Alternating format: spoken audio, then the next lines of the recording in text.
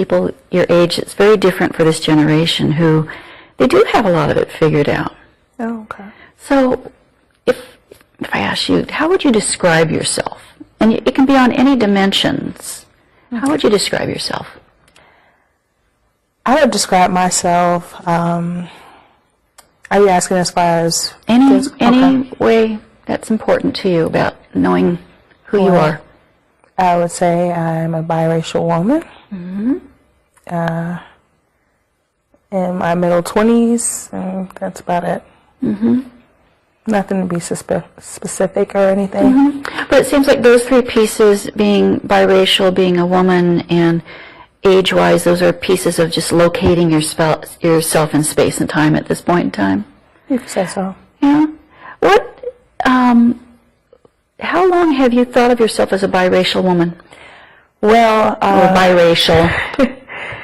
To be honest, let me see, probably like 3rd grade, I knew that I was different, if I would say that. How'd you know that?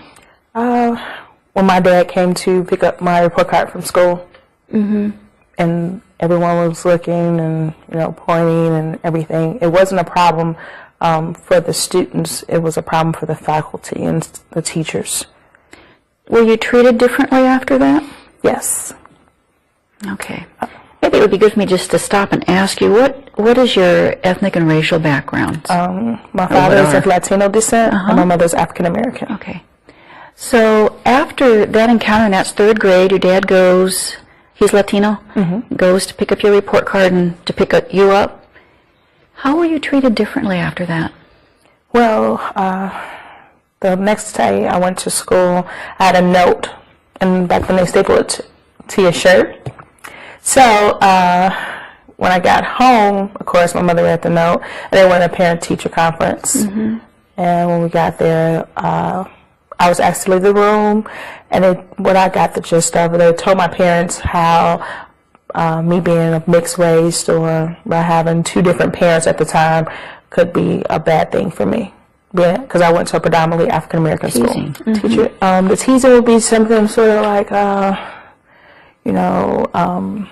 apples and oranges don't mix. You're not black. Black History Month came around, and you had a chance to pick who you want to be. I picked Harriet Tubman.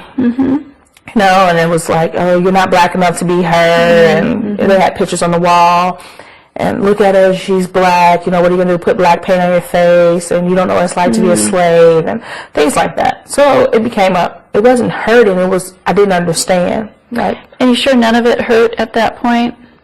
I don't think it was a hurting, I just didn't understand for a pity party, But at times would it just sort of get to you over the years? Because there's an age where the kids get sort of meaner about the teasing and aren't really even high school thinking.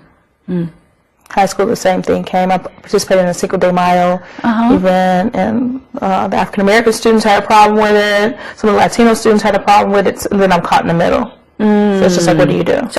Now, do you think she's guarded? Yes, I do. I think she's emotionally guarded.